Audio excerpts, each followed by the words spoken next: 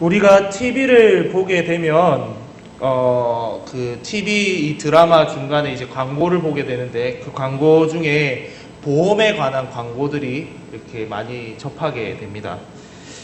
굉장히 마음에 안정을 주는 음악과 함께 또 화면상으로 보면 굉장히 평화로운, 정말 걱정거리 없는 그러한 가정의 모습, 아니면 나의 삶의 모습들을 보여주면서 나도 모르게 이렇게 전화에 손이 가게끔 만들게끔 하는 그러한 광고들을 많이 보게 됩니다. 또 어떤 사람들은 내가 이 보험에 가입함으로써 어떠한 도움을 받았는지, 내가 이렇게 어려움을 겪게 됐는데 이 보험 때문에 내가 그 어려움을 잘 이겨낼 수 있었다는 뭐 이런 그런 고백들, 간증들, 이런 것들을 통해서 이제 보험사에게 신뢰가 쌓이게끔 그러한 광고들을 계속해서 내보내게 됩니다.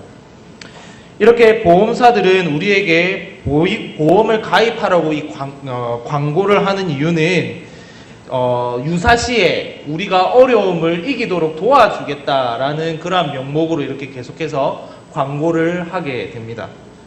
즉, 자신들이 든든한 버팀목이 되어주겠다, 뒤를 돌아봤을 때 우리가 있겠다, 앞으로 나아가라, 뭐 이런 식의 광고를 한다는 것이죠. 단 이러한 보험 광고에는 한계가 있습니다. 무엇입니까? 단 내가 너희들의 든든한 버팀목이 되어주겠지만은 조건이 있습니다. 어떤 조건입니까? 너희들이 돈을 낸 만큼만 내가 보장해주겠다라는 것이죠. 등급이 있습니다. 많이 내면 많이 낼수록 보장해주는 것들이 많고, 적게 내면 적게 낼수록 조금 이렇게 보장해주는 것들이 협소하게 작아지게 되는 것이죠. 또 우리가 보험을 좀 몇 달만 미루더라도, 우리가 몇 년을 이렇게 열심히 착실히 내다가 내 상황이 조금 어려워져서 내가 돈을 좀 몇 달 미루게 되면 어떻게 합니까?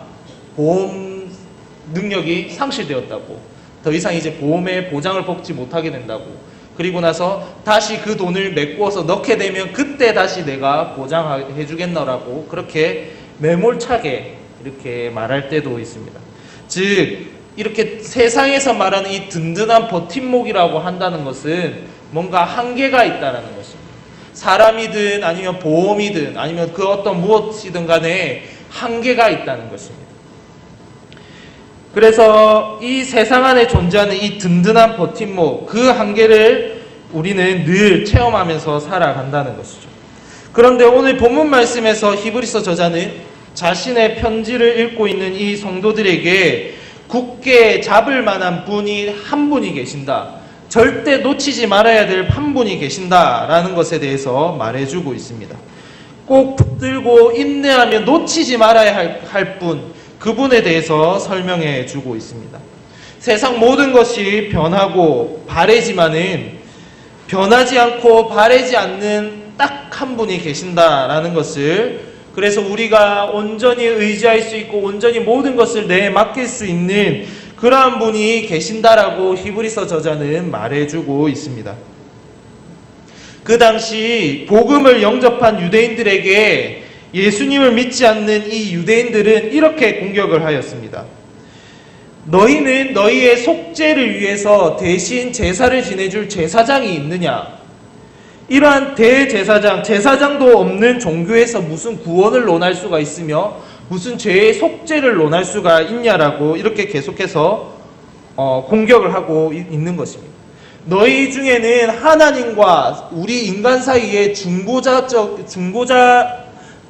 되는 그 제사장이 있냐라고 계속해서 공격을 하는 것이죠. 이러한 공격에 히브리서 저자는 당황하지 않고 복음을 영접한 유대인들에게 이렇게 답하고 있습니다. 왜 우리에게 중보자가 없느냐? 우리에게는 중보자가 있다. 우리에게는 큰 대제사장이신 예수 그리스도가 바로 우리의 중보자 되신다라고 말씀하고 있습니다. 그러면서 히브리서 저자는 자신의 편지에서 우리가 믿고 있는 예수 그리스도께서 어떠한 분이신지 더 깊게 생각할 수 있도록 도와주고 있습니다. 계속해서 뭔가 그럴듯한 공격으로 유대인들 말도 어느 정도 일리가 있는 것처럼 혹하게 되는 그러한 말로 인하여서 우리가 믿음에서 조금 흔들리게 되고, 내가 믿음을 유지함에 있어서 내가 지금 잘 믿고 있는가? 나 자신에 대해서 의심하게 되고, 이러한 흔들림 가운데 있는 이 히브리서를 읽고 있는 이 성도들에게 더욱더 예수님에 대해서 깊게 생각할 수 있도록, 그래서 이 깊게 생각함으로써 지금 흔들리고 있는 이 믿음이 놓치지 않도록 끝까지 붙들고 있을 수 있도록 도와주면서 권면하고 있는 것입니다. 이 꼭 붙잡고 있다라고 하는 것은 바로 견디다라는 것입니다. 오늘 4장 14절에서 바로 이렇게 이야기를 하고 있는데, 우리 14절 마지막 부분에 보면 우리가 믿는 도리를 굳게 잡을지어다 라고 이야기를 하고 있는데, 이 굳게 잡을지어다라는 말이 바로 끝까지 견디면서 붙잡고 있는 것입니다. 그냥 편안하게 그냥 우리가 줄을 놓고 있자, 놓지 말고 있자, 이 말이 아니라 말 그대로 주위에서 여러 가지 공경, 풍랑과 이런 모든 것들이 있는데 이 생명줄 하나만큼 절대 놓을 수 없는 것처럼 끝까지 견디면서 붙잡고 있는 그 믿는 도리를 우리가 끝까지 붙잡을지어다라고 말을 하고 있는 것입니다. 그렇다면 오늘 본문에서 히브리서 저자는 우리의 중보자 되신 큰 대제사장 예수 그리스도에 대해서 어떻게 소개하고 있는지 살펴보려고 합니다. 그리고 오늘날 복음을 영접하여 살아가는 우리 성도님들도 다시 한번 큰 대제사장 되신 예수 그리스도를 깨우치며 믿는 도리를 굳게 잡아가기를 소망하고 강구하시는 시간이 되기를 소원합니다.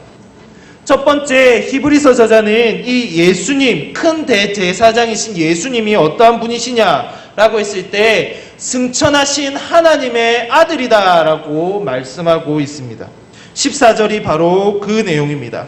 그러므로 우리에게 큰 대제사장이 계시니 승천하시니 곧 하나님의 아들 예수시라 라고 고백하고 있습니다.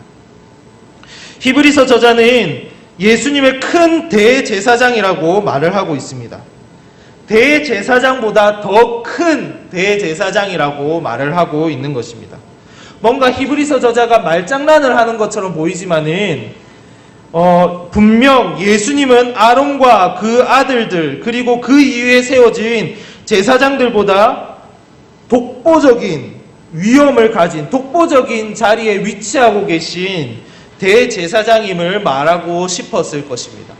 이때까지 너희들이 존경하고 또한 따랐던 그런 아론과 그 후예들로서 이어지는 이 제사장 직분보다 더 뛰어나신 분이 바로 예수 그리스도다. 그러니까 대제사장보다 더 큰 대제사장이 바로 예수 그리스도다라고 말을 하고 있는 것입니다. 히브리서 저자는 예수님께서 왜 독보적인 위치에 있을 수밖에 없는가에 대해서 이렇게 대답을 합니다. 예수님은 승천하신 하나님의 아들이시기 때문이다 라고 말을 하고 있습니다. 성경 곳곳에서 우리는 예수님이 누구신지에 대해서 또 승천하셔서 어디에 올려주셨는지에 대해서 읽어볼 수가 있습니다. 요한복음 20장 31절에서 요한은 오직 이것을 기록함은 너희로 예수께서 하나님의 아들 그리스도이심을 믿게 하려 하며 또 너희로 믿고 그 이름을 힘입어 생명을 얻게 하려 함이라고 말을 하고 있습니다. 예수님께서는 하나님의 아들이시다라는 것입니다. 또 승천에 관하여서는 베드로전서 3장 22절에서 베드로가 이렇게 고백을 하고 있습니다. 그는 하늘에 오르사 하나님 우편에 계시니 천사들과 권세들과 능력들이 그에게 복종하느니라.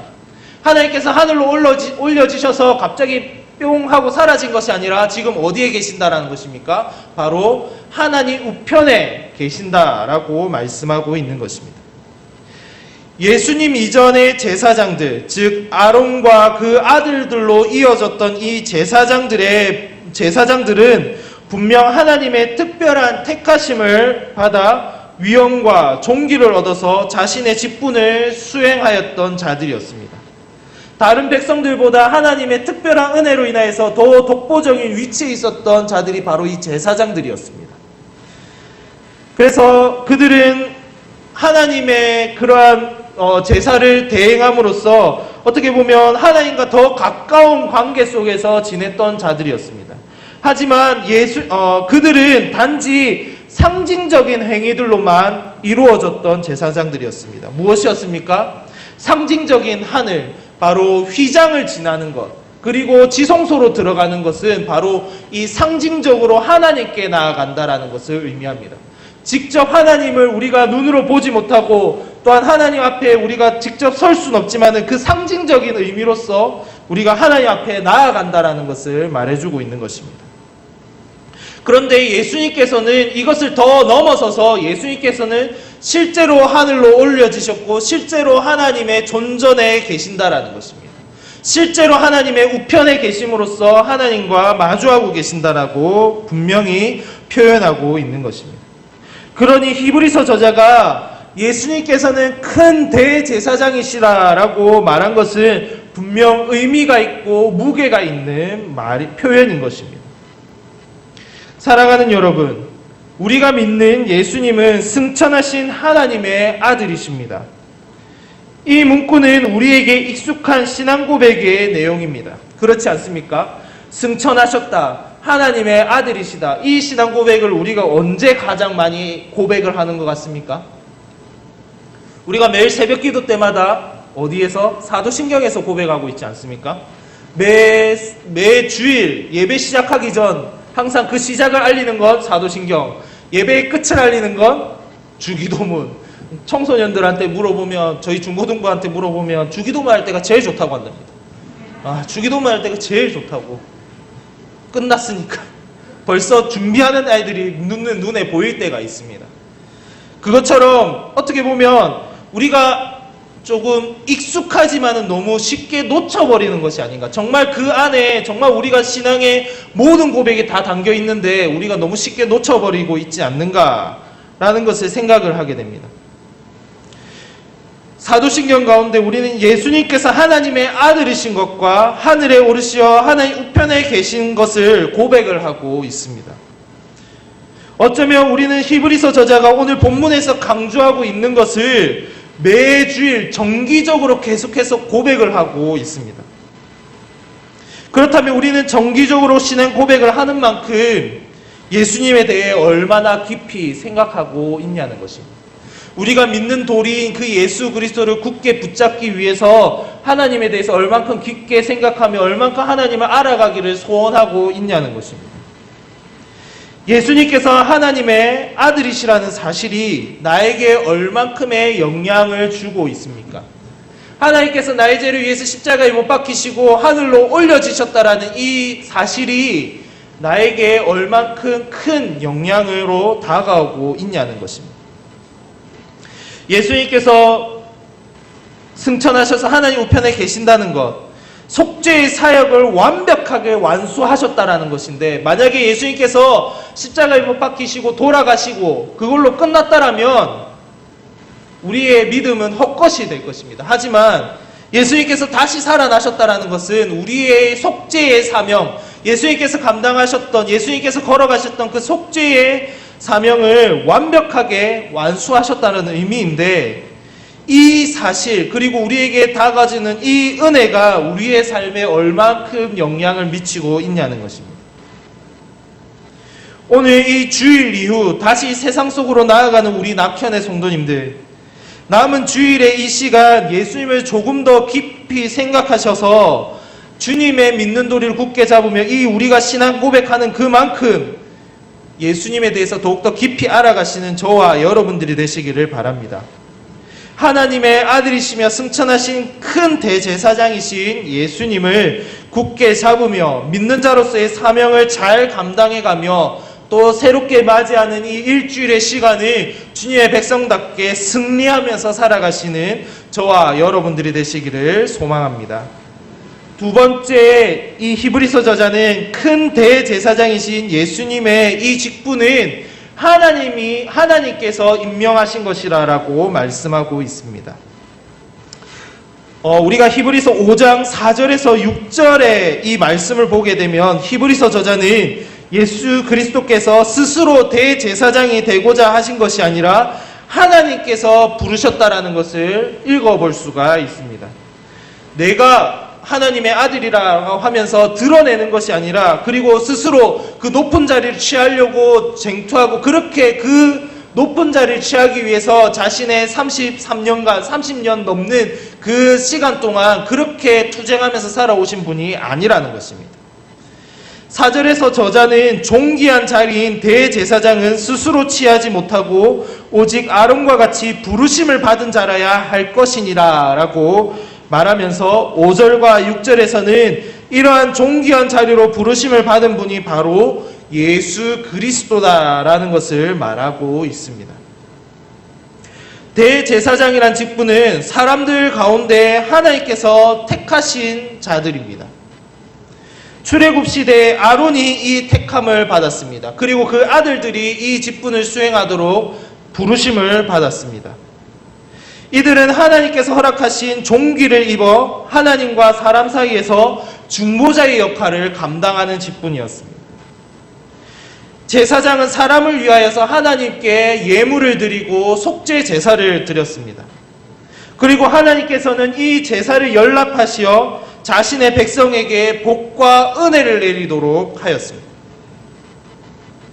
자신과 신앙의 공동체를 이루고 있는 자들의 신앙의 상태를 점검하는 것, 그리고 그 신앙의 상태가 더욱더 강건해지는 방향으로 나아가게 만드는 것이 바로 이 제사장 직분이었다는 것입니다. 그리고 그 누구보다 하나님과 특별한 관계 속에서 친밀한 교제를 허락받은 자리가 바로 이 제사장의 직분이었습니다. 그래서 제사장은 하나님께로부터 종기를 허락받았습니다. 제사장이 입는 화려한 옷들, 그리고 백성들 사이에서 누구보다 위엄 있고 존경받는 자리에 위치하도록 하는 것은 바로 하나님께서 허락하신 그 종기의 외적인 표현인 것입니다. 절대 인간 스스로 이 자리를 취하고자 할 수가 없는 것입니다. 민수기 16장에서는 이러한 종기를 스스로 취하려고 하다가 멸망당한 자들이 있습니다. 바로 고라와 다단과 아비람, 그리고 그들을 지지하였던 250명의 사람이 이 존귀한 자리를 스스로 취하고자 하였다가 멸망당하였습니다. 또 역대하 26장 16절에서 21절의 말씀을 보게 되면 우시야가 제사장만이 할 수 있는 이 향단에 분향하는 일을 스스로 하였다가 하나님께로부터 꾸중을 받는 것을 더 넘어서서 평생을 나병을 얻어서 별궁에 지내게 되는 형벌을 받게 됩니다. 이렇듯 그 누구보다 거룩을 유지하며 하나님과 친밀한 관계를 유지하며 하나님께 나아갔던 직분, 하나님께서 허락하신 직분이 바로 제사장이었다는 것입니다. 인간 스스로가 취할 수 없는 종기의 자리, 인간 스스로가 나아갈 수 없는 자리가 바로 이 제사장 직분이었습니다. 히브리서 5장 5절과 6절에서 저자는 구약의 말씀 시편 2편 7절과 시편 110편 4절의 말씀을 인용하면서 구약 성경에서 하나님께 말씀하신 메시아, 즉 하나님의 아들이신 것과 제사장의 직분을 감당하시게 될 분이 곧 우리가 믿는 예수 그리스도라는 것을 말하고 있습니다. 우리 5절에서 보면 우리 시편 2편 7절에서 이렇게 말하고 있습니다. 너는 내 아들이니 내가 오늘 너를 낳았도다. 그리고 6절에서는 내가 영원히 멜기세덱의 반차를 따르는 제사장이라 라고 말하고 있습니다. 예수님께서 스스로 이 제사장의 직분의 자리로 나아간 것이 아니라 하나님께서 오래전부터 계획하시고 준비하셨다라는 것입니다. 오래전부터 옛 선지자들이 예언한 그 말씀을 이루게 하기 위해서 예수님을 이 자리로 부르셨다라는 것입니다. 즉 예수님은 주제넘게 스스로 종기를 취한 것이 아니라 구약 선지자가 하신 말씀을 이루려 하심과 하나님의 뜻대로 움직이셨던 분이라는 것을 말해주고 있습니다.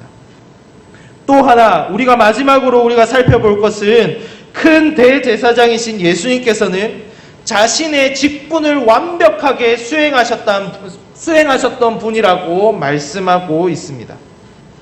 히브리서 5장 7절에서 9절에서는 예수님께서 제사장의 직분을 어떻게 수행하셨는가에 대해서 말씀해주고 있습니다. 4절에서 6절까지는 하나님께서 제사장의 직분을 임명하셨다. 그 부르심을 받은 예수 그리스도께서 큰 대제사장이신 예수 그리스도께서 어떻게 임무를 수행하셨는가, 어떻게 직분을 수행하셨는가에 대해서 말을 해주고 있는 것이죠. 7절에서 9절을 다시 한 번 더 읽어보도록 하겠습니다. 우리 히브리서 5장 7절에서 9절의 말씀입니다. 우리 다 같이 함께 읽도록 하겠습니다. 시작. 그는 육체에 계실 때에 죽음에서 능히 구원하실 이에게 심한 통곡과 눈물로 간구와 소원을 올렸고 그의 경건하심으로 말미암아 들으심을 얻었느니라. 그가 아들이시면서도 받으신 고난으로 순종함을 배워서 온전하게 되셨은즉 자기에게 순종하는 모든 자에게 영원한 구원의 근원이 되시고. 예수님께서는 절대 자신의 뜻대로 행하지 않으셨습니다. 복음서에서의 예수님께서는 아버지의 영광이 늘 드러나도록 행하셨습니다. 그리고 아버지의 뜻대로 행할 것을 늘 가르치셨습니다. 마태복음 7장 21절에서는 7장 21절에서 예수님께서는 나더러 주여 주여 하는 자마다 다 천국에 들어갈 것이 아니요 다만 하늘에 계신 내 아버지의 뜻대로 행하는 자라야 들어가리라 라고 말씀하고 있습니다. 십자가의 때가 임박하였을 때에 예수님께서는 또한 이렇게 기도하였습니다. 누가복음 22장 42절입니다. 이르시되 아버지여 만일 아버지의 뜻이거든 이 잔을 내게서 옮기시옵소서. 그러나 내 원대로 마옵시고 아버지의 원대로 되기를 원하나이다. 또한 예수님께서는 자발적인 순종으로서 아버지가 주신 사명, 즉 제사장으로서 해야 되는 인간의 죄에 대한 구속과 구원의 사역을 완수하셨습니다. 이 순종, 예수님께서 걸어가신 이 길에 대한 순종의 길은 절대 쉬운 일이 아니었습니다. 이사야 50장 5절에서 6절의 말씀을 보게 되면 이사야가 이렇게 고백을 하고 있습니다. 주 여호와께서 나를 귀를 여셨으므로 내가 거역하지도 아니하며 뒤로 물러가지도 아니하며 나를 때리는 자들에게 내 등을 맡기며 나의 수염을 뽑는 자들에게 나의 뺨을 맡기며 모욕과 침뱉음을 당하여도 내 얼굴을 가리지 아니하였느니라. 이렇게 말씀하고 있습니다. 이사야가 자신의 선지자 직분을 수행할 때에 당했던 이 고난에 대해서 내가 어떻게 반응하였는가에 대해서 오로지 하나님 아버지의 뜻이기에 내가 이 고난과 수치를 또한 묵묵히 이겨내며 나아갔다라고 말씀하듯이 이 예수님의 순종 또한도 이보다는 덜하지 않았을 거라는 것입니다. 이보다 더했으면 더했지 덜하진 않고 그 심정을 어떻게 보면 엿볼 수 있는 대목이 아닌가라는 것을 말해주고 있습니다. 예수님의 고난은 아버지 하나님으로부터까지 버림을 받으신 고난이셨습니다.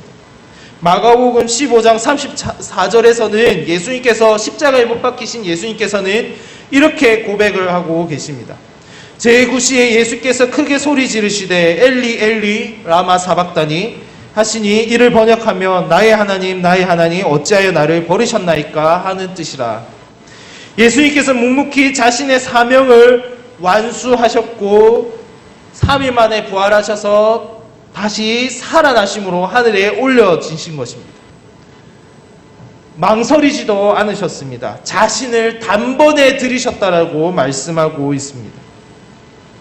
이제 예수님께서 완수하신 사명은 예수님께 순종하는 모든 자에게 영원한 구원의 근원이 되었습니다. 그래서 히브리서 저자는 예수님께서 중도에 포기하신 것이 아니라 예수님께서는 완벽하게 이 대제사장의 직분을 완벽하게 완수하셨다. 그분이 바로 우리의 큰 대제사장이라고 고백을 하고 있는 것입니다. 그래서 히브리서 저자는 이 예수님에 대해서 굳게 잡고 있을지어다 라고 소개를 하면서 그럼 우리가 굳게 잡으신 예수님이 어떠한 분이신가에 대해서 세계를 통해서 이야기를 해주고 있는 것입니다. 예수님께서는 승천하신 하나님의 아들이시다라고 먼저 고백을 하고 있습니다. 그리고 예수님께서 제사장의 직분을 감당하심은 하나님께서 주신 직분이다라고 말을 하고 있습니다. 그리고 이러한 제사장의 직분, 즉 대속과 구원의 사명을 완벽히 수행함으로써 우리의 구원의 근원이 되셨다라고 이렇게 세 가지, 어떻게 보면 예수님의 스펙이라고 해야 될까요? 예수님의 양력이라고 해야 될까요?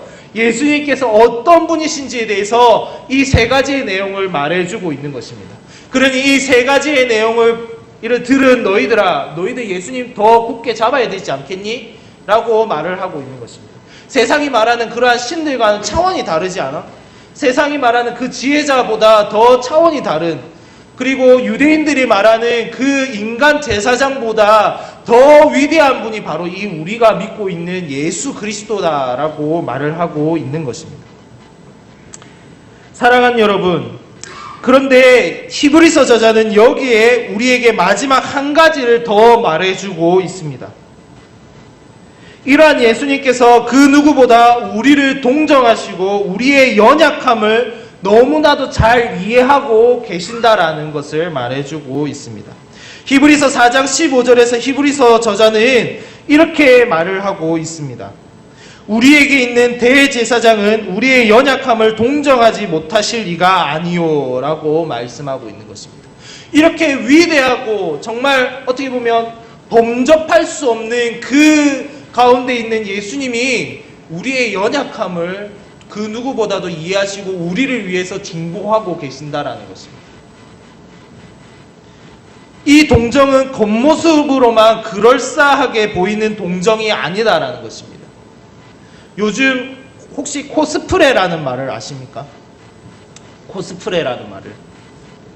종종 이렇게 정치인들이 서민 코스프레를 한다, 이렇게 젊은이들 사이에서 이런 말들이 오가고 있는데, 이 코스프레라는 말은 이 만화나 게임 속에서 등장하는 캐릭터를 인간이 그대로 한번 따라해 보는 것입니다.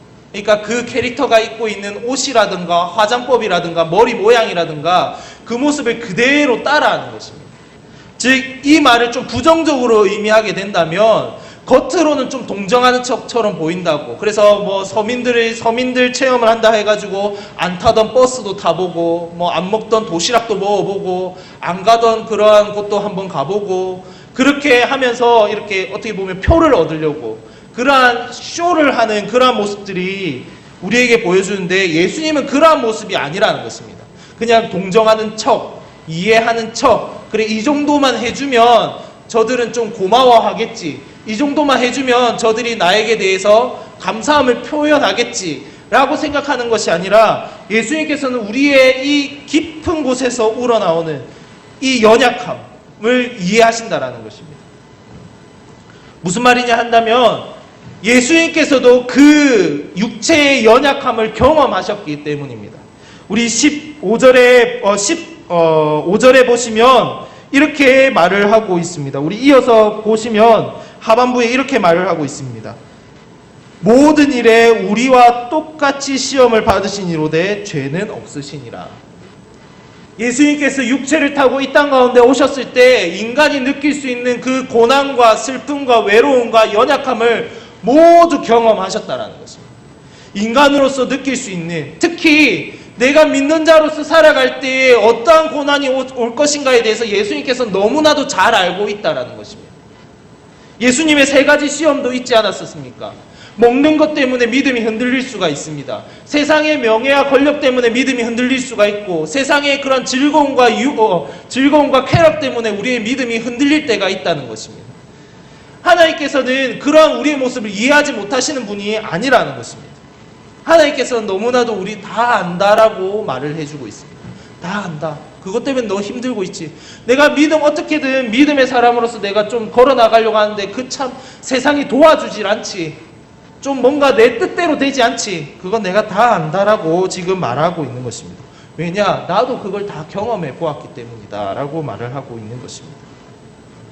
하나님의 아들이시며 곧 하나님이신 예수님께서는 가만히 팔짱만 끼고, 그래 내가 너희들 구원했으니까 이제 너희들 알아서 살아봐 라고 그냥 자기들끼리 지지고 볶고 하는 것만 지켜보고 계시는 하나님이 아니라, 지금도 하나님 우편에 계셔서 우리의 연약함을 보시고 하나님께 중보하면서 나아가신다는 것입니다.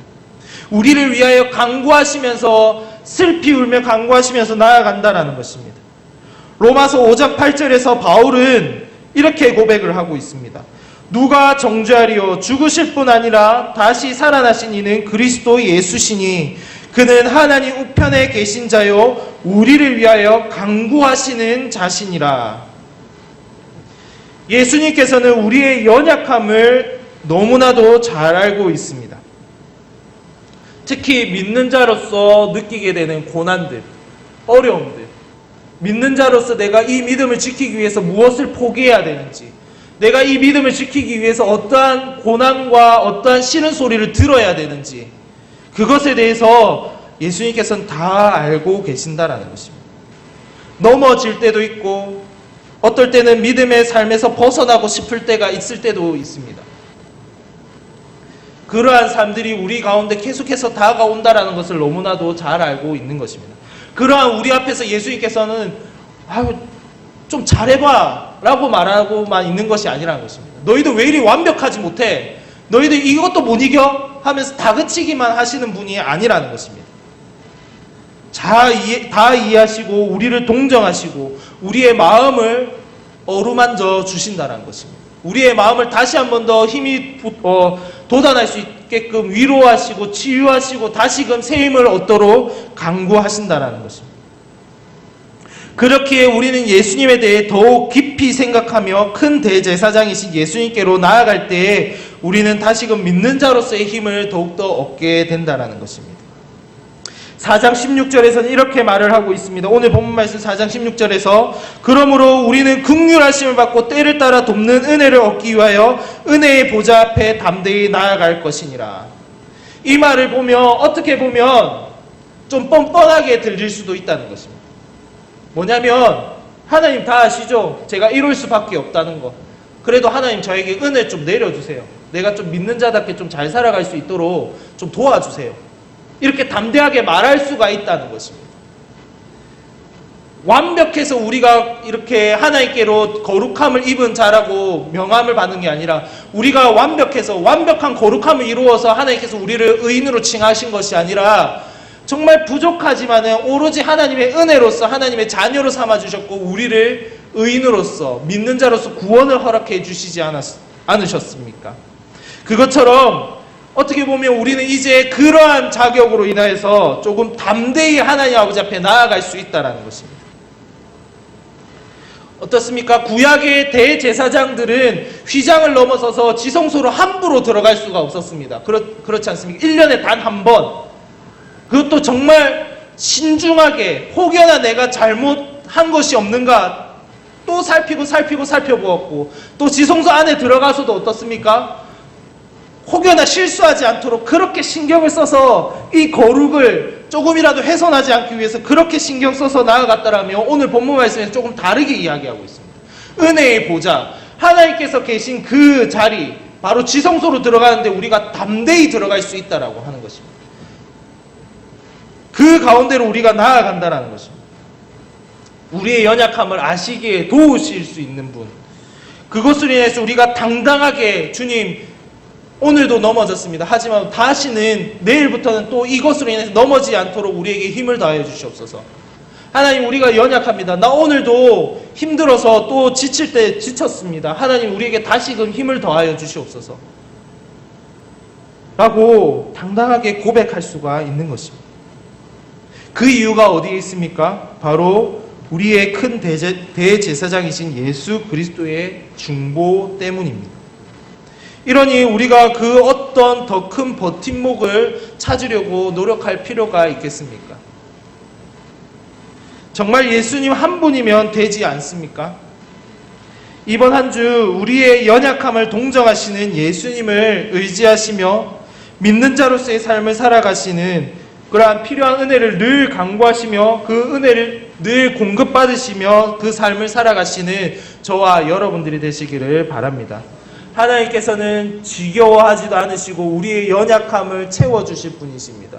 우리의 부족한 부분들을 채워주실 분이십니다. 그러한 하나님께 담대히 나아가시는 저와 여러분들이 되시기를 바라겠습니다. 이제 말씀을 맺도록 하겠습니다. 그러므로 우리에게 큰 대제사장이 계시니, 이 말씀은 너무나도 우리에게 든든한 버팀목과 같은 모습으로 다가옵니다. 오늘 히브리서 저자도 4장 14절에서 이러한 느낌으로 말했을 것입니다. 너무나도 당연하듯이 무슨 고민이 있는 거야? 무슨 고민을 가지고 있는 거야? 야, 고민하지 마. 우리에겐 대그리스도가 있지 않느냐? 뭘 고민해? 너무 간단한 문제지 않느냐? 뭐 인간 대제사장이 없다고 해가 너희들이 예배를 못 드린다고? 아니야. 예수 그리스도가 계시지 않느냐? 라고 하는 것입니다.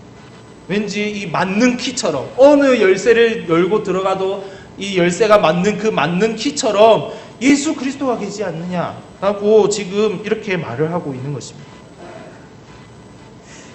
인간 대제사장인 아론과 그의 후예들이 드렸던 이 제사는 유통기한이 있는 제사들이었습니다.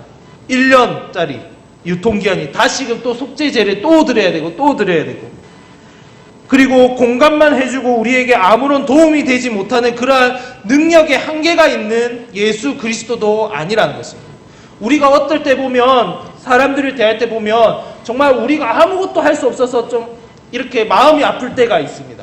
해줄 수 있는 것은 말밖에 없는 것 같고, 조금 토닥거려 주는 것 같지만 제대로 된 위로도 못 해주는 것 같고, 내가 능력이 되었으면 좀 도와주고 싶은데 능력이 못 되니 또 도와주지도 못하고. 그런데 예수 그리스도께서는 그러한 분이 아니라는 것입니다. 능력이 무한하신 하나님의 아들이시며 곧 하나님이시라고 고백을 하고 있다는 것입니다. 승천하신 하나님의 아들이시자 우리의 구원의 근원인 그 예수님을 굳게 붙들고 나아가시는 저와 여러분들이 되시기를 바라겠습니다. 이번 한 주 이러한 예수님을 더욱 깊이 생각하고 묵상하여 예수님에 대해서 더 큰 믿음을 강구하며 나아가시는 저와 여러분들이 되시기를 바랍니다. 우리의 연약한 가운데 오는 고통과 고난, 고민들, 이 모든 것들을 주님 아버지 앞에 내려놓으면서 또한 이 가운데서 다시금 치유와 위로를 달라고 강구하시며 믿는 자로서 승리하시면서 이 일주일을 살아가시는 우리 낙현의 성도님들이 되시기를 바라겠습니다.